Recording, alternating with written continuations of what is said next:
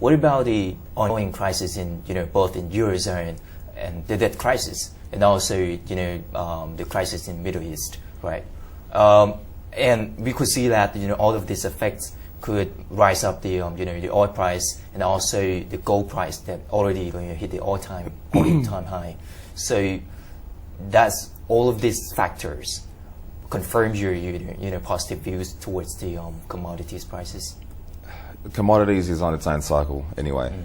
If nothing had happened in MENA, commodities would still be going up, even gold. MENA is just noise. It's just might be causing spikes, short-term spikes in gold, or mainly in gold and oil. Oil is actually more of a consideration with what's going on in Africa, but given what's going on structurally in the financial system, in the global financial system, oil is going up anyway because of that. You have the US dollar, the reserve currency, which everything is priced in, coming under question. So, the crowd psychology, the market doesn't wait around to see what's going to happen. It acts first. So there's a question mark already, or even talk of a question mark regarding, the reserve currency, which is an important thing. It's just going to decide to go and buy things with the money as a hedge. That alone is driving all commodities. But if you're talking of, over the long term, I think we're still well into the bull market. There'll be sell-offs though. Nothing ever goes up straight line.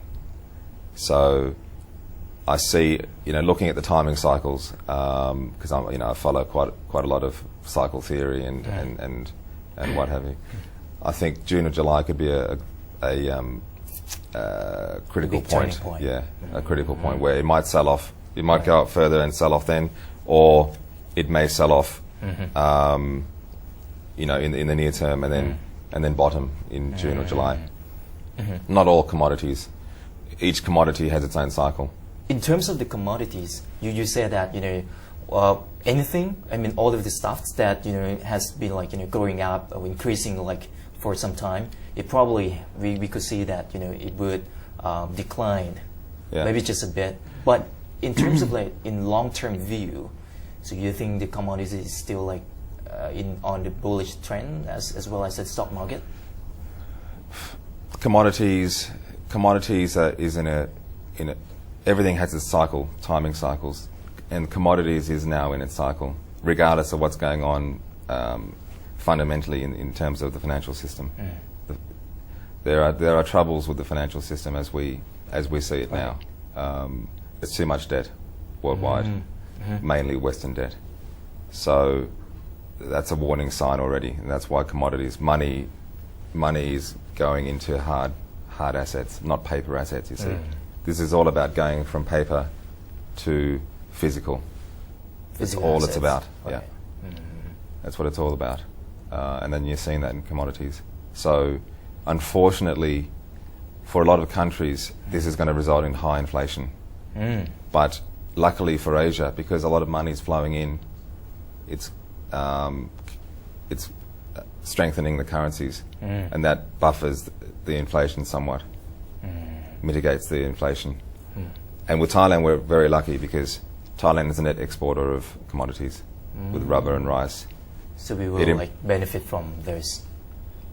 That we have a lot of rice to eat anyway. In the end, if all things turn out badly, but Thailand's a net exporter of commodities, so that is a great advantage for Thailand. With the coming into the whilst we're in a big bull market in commodities, Thailand's set to reap the rewards. Right, but it's an index. The recent weeks it has risen for many points. Now I think it's more than 1,100 points already. Set, almost. Right, so that's because of the fund flows from overseas as well. So do you think how long is it going to stay here? The fund flows. Fund flows is one factor, but there's another little factor I might mention. The last time the set was this high, 16 odd years ago, you look at the money supply.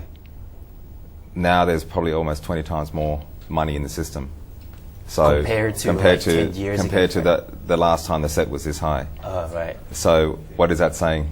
If the set can be still the same level, but with this much more money, the money has to go somewhere.